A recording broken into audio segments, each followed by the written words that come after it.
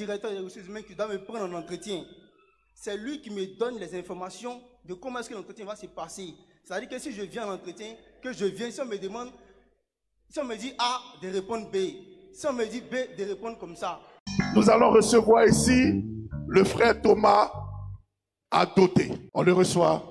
Bonsoir, cher peuple de Dieu. Je vous salue dans le beau et précieux nom de notre Seigneur Jésus. Je veux rendre ce témoignage parce que si je ne le fais pas, comme le frère l'a dit, mon frère Fabrice a dit, ce serait être ingrat envers mon Seigneur. Parce que ce qu'il a fait pour moi là, je ne peux pas me taire. Si je ne dis pas ça, moi-même, ça va peser sur ma conscience. C'était, je crois, en 2022.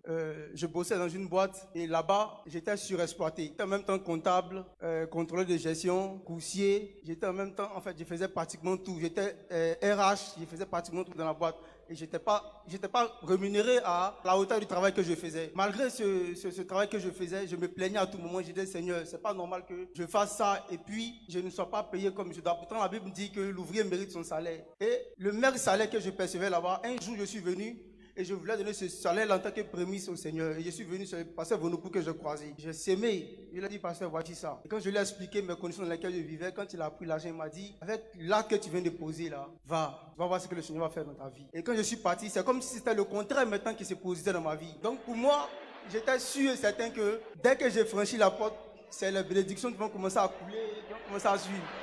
Donc, mais je me suis rendu compte que c'est le contraire maintenant qui a commencé à se produire. Et je ne voyais rien. C'était tellement compliqué sur moi que vers la fin, j'ai rendu ma démission et dit bon, c'est mieux que je m'asseye à la maison que de continuer à travailler comme ça. Et j'étais assis à la maison. Je rappelle que quand je travaillais dans cette boîte, j'ai fait 2 ans sans prendre de congé. Parce que vu toutes les occupations que je faisais, si je partais en congé, qui allait gérer tout ça? Donc j'ai travaillé 2 ans sans prendre de congé. Et quand j'étais assis à la maison, j'ai rendu ma démission le 5 mai 2022. J'étais assis à la maison. J'ai chômé 2 mois, jour pour jour. C'est-à-dire, j'ai eu le nouveau travail dans lequel je suis jusqu'à présent. Je l'ai eu le 4 juillet 2022. Et quand on m'a appelé ce jour-là, je partais faire un entretien au plateau. Et là, quand je suis parti, ils m'ont proposé encore n'importe quoi. Et j'étais fatigué, j'étais à la gare sud, j'ai dit, bon, je vais rentrer à la maison, tout désespéré. Mon téléphone sonne. On m'appelle, on me dit, ah, est-ce que tu peux passer à un cabinet de recrutement qui est à Marcory, qu'on appelle Elite Intérim, pour ceux qui savent. Et donc, le cabinet m'appelle, me dit, vous êtes retenu pour un entretien, est-ce que vous pouvez passer?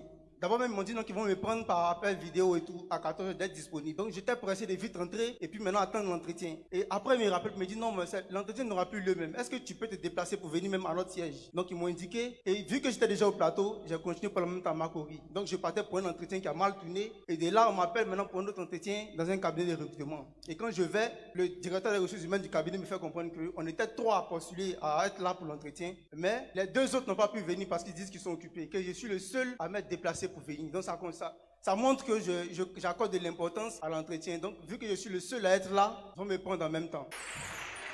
Et donc, pour faire l'entretien, on ne peut pas faire l'entretien derrière les membres de l'entreprise pour qui je vais travailler. Parce qu'il faut que, puisque je suis comptable, donc il faut que le DAF soit là, il faut que aussi le directeur des ressources humaines de la boîte dans laquelle j'ai travaillé soit là. Et puis, le directeur du cabinet qui me recrute pour l'entreprise aussi, il faut que les 3 soient là pour l'entretien. Donc, avant que le DAF et puis le directeur des ressources humaines de la boîte dans laquelle j'ai travaillé là ne viennent là, le directeur du cabinet qui me recevait me disait que c'est comme si j'ai trouvé faveur, j'ai trouvé grâce à ses yeux. C'est lui maintenant qui me dit, écoutez bien, un directeur des ressources humaines qui doit me prendre en entretien, c'est lui qui me donne les informations de comment est-ce que l'entretien va se passer. C'est-à-dire que si je viens à l'entretien, que je viens, si on me demande, si on me dit A, de répondre B.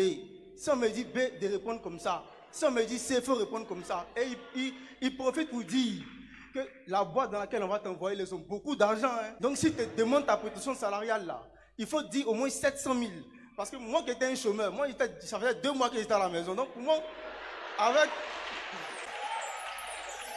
surtout que dans la boîte dans laquelle j'étais là, on me payait 125 000. Donc je me disais que quelqu'un qui est payé à 125 000, si on lui donne 200 000, c'est beaucoup. Mais lui, il me dit qu'ils ont beaucoup d'argent. Donc s'ils te disent ta prétention salariale là, faut pas te vendre moins cher, il faut dire au moins 700 000. Comme ça, s'il diminue, tu peux tomber au moins à 500 000, un truc comme ça. Et donc il m'a briefé sur comment est-ce que l'entretien allait se passer. Et je peux dire c'est une grâce. Parce que c'est comme un professeur qui donne le corrigé de son devoir à un élève avant de commencer. Vous voyez, c'est-à-dire que si c'est pas Dieu, je ne sais pas c'est quoi. En tout cas, c'est comme ça j'ai été recruté. Et lorsque je suis passé à l'entretien, les choses se sont passées comme il a dit. Quand ils m'ont demandé combien tu veux qu'on te paye, mais j'ai dit ce qu'il m'a dit là.